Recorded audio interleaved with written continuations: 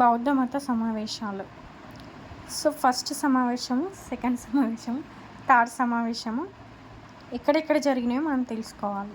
First సమావేశం వచ్చేసి క్రీస్తు పూర్వము 483లో రాజగృహం నగరంలో జరిగింది.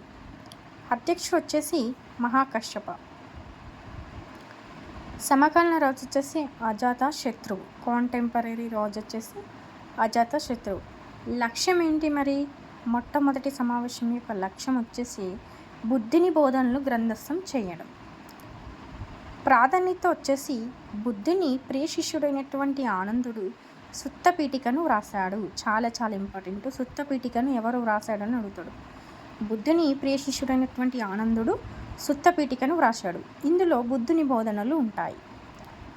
సెకండ్ వచ్చేసి బుద్ధుని ఇంకొక శిష్యుడైనటువంటి ఉపపాలి వినేక పీఠకను రచించడం జరిగింది. ఇది బౌద్ధుల ప్రవర్తన నియమావళికి సంబంధించింది. ఆనందుడు వచ్చేసి సుత్తపీఠికను రాశాడు. ఇందులో బుద్ధుని యొక్క బోధనలు ఉంటాయి. ఉపాలి అయినటువంటి శిష్యుడైనటువంటి ఉపాలి వినయ పీఠికను రచించడం జరిగింది. ఇందులో బౌద్ధుల ప్రవర్తన నియమావళికి సంబంధించిన అంశాలు ఇందులో ఉన్నాయి. ఇది ఫస్ట్ సమావేశం.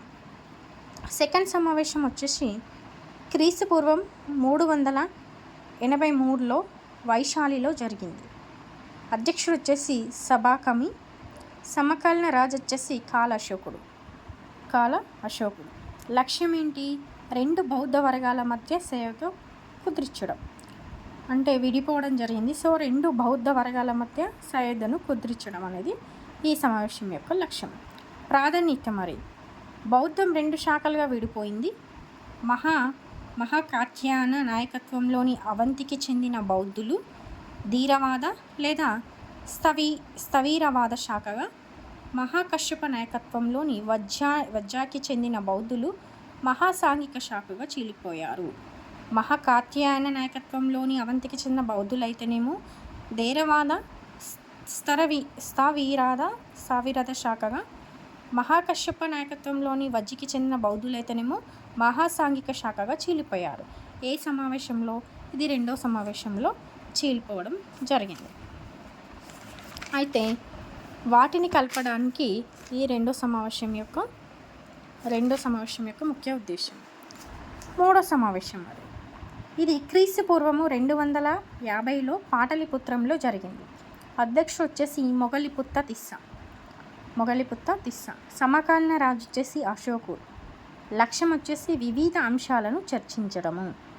ప్రాధాన్యత వచ్చేసి అభిధమ్మ పీఠికము వ్రాయబడింది.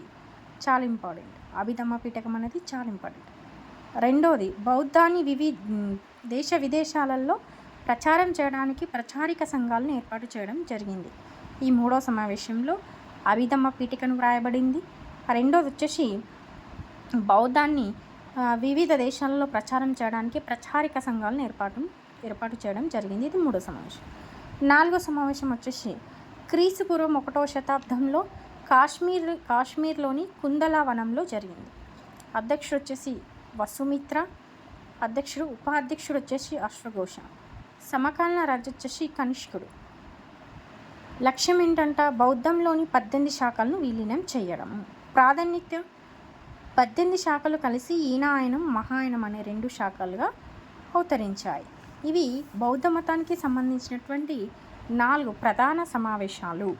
ఇది ఎలా గుర్తుపెట్టుకోవాలి అంటే, దీని యొక్క ఇయర్స్ ఎలా గుర్తుపెట్టుకోవాలంటే, లాస్ట్ సమావేశం నుండి 1, 2,